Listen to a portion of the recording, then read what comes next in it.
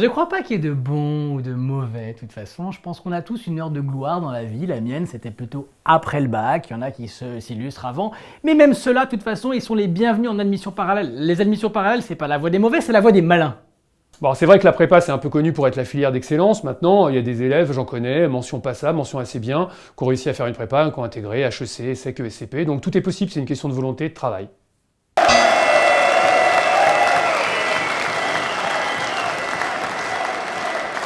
Je crois qu'il faut quand même rappeler que les admissions parallèles sont des concours qui s'adressent à des gens qui ont déjà validé 2, 3 ou 4 années.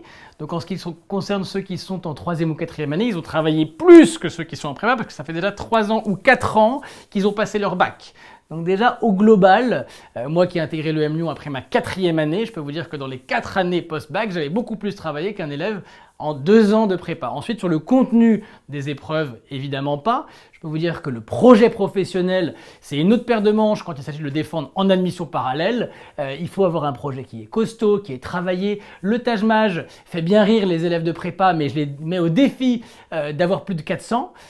C'est une épreuve qui se bosse évidemment. C'est pareil de l'anglais, c'est pareil des épreuves littéraires. Les jurys en admission parallèle sont hyper exigeants et évidemment, il faut les travailler énormément ces concours. Bon, ça c'est un truc qui me fait bien rigoler, quoi. Intégrer une école de commerce après la fac, c'est du boulot, bien sûr c'est du boulot. Nous on parle de concours qui durent 3 semaines, 4 heures le matin, 4 heures l'après-midi, c'est un marathon, c'est un truc un petit peu plus physique qu'un pauvre Taj-Maj à 2 balles.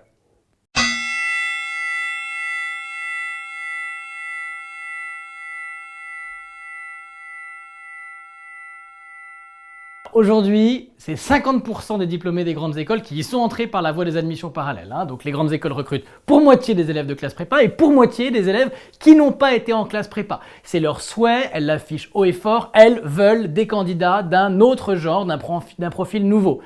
Après, si on regarde dans le détail, je suis obligé de reconnaître qu'HEC, l'ESCP sont des écoles qui recrutent un peu moins d'élèves en admission parallèle, mais elles vont finir par changer, évidemment. Elles vont faire comme l'ESSEC, elles vont faire comme l'EM Lyon, comme l'EDEC, comme Audencia, comme Grenoble, qui recrutent par centaines des candidats en admission parallèle. Donc il y a des places pour tout le monde par cette voie, évidemment. Bon alors c'est vrai que les écoles prennent de plus en plus de monde, de toutes les filières, mais il n'y a pas de doute, la filière d'excellence, c'est la prépa pour intégrer les meilleures écoles, HEC, ESSEC, ESCP, aucun doute là-dessus.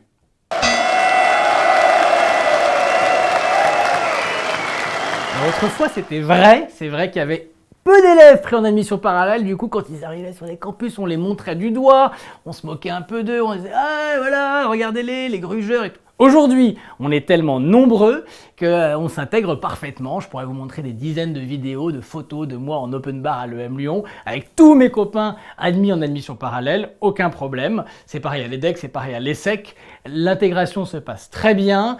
Il y a beaucoup d'associations qui continuent de sélectionner des étudiants à partir de la 2e année et qui sont entrés en admission parallèle. Donc non, ça se passe très bien, je peux vous dire, j'y ai passé les meilleures années de ma vie à l'EM Lyon.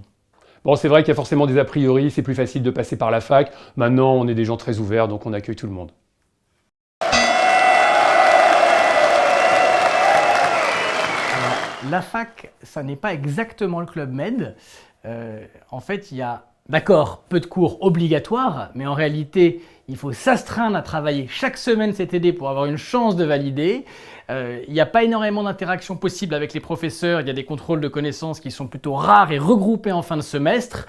Au bout du compte, on est livré à nous-mêmes. C'est synonyme de liberté si on veut quand on y regarde de loin, mais en réalité, de près, ça nous oblige à nous autonomiser, à travailler en bibliothèque. On se lève le matin, nous, pas parce qu'on est obligé de le faire, mais parce qu'on le veut. On est motivé, on travaille considérablement. Et s'il y a 28% des étudiants qui valident leur licence à la fac en 3 ans, ça prouve que c'est hyper sélectif. Et non, ça n'est pas le Club Med. Bon, en général, la prépa, c'est la réputation d'être le bagne, c'est pas vrai, mais on est là pour travailler, on aime travailler, on va travailler beaucoup au lycée, on va travailler beaucoup à la maison, 30 à 40 heures au lycée, 30 à 40 heures à la maison, mais comme on aime ça, c'est pas un souci.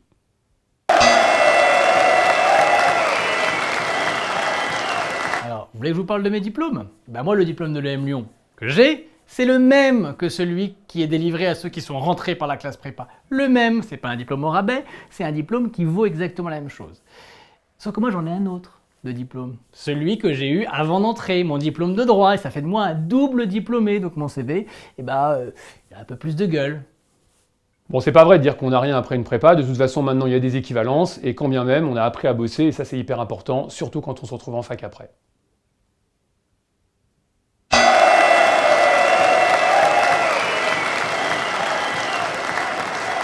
recruteurs, ils veulent des profils complets, des profils variés, des gens qui ont fait des choses, qui ont fait plusieurs choses. Donc évidemment, le polar qui a été en prépa, qui est rentré en école, évidemment, parce que c'était la suite logique, mais qui s'est jamais interrogé sur ce qu'il voulait faire, bah non, évidemment, ça a moins de relief, quoi.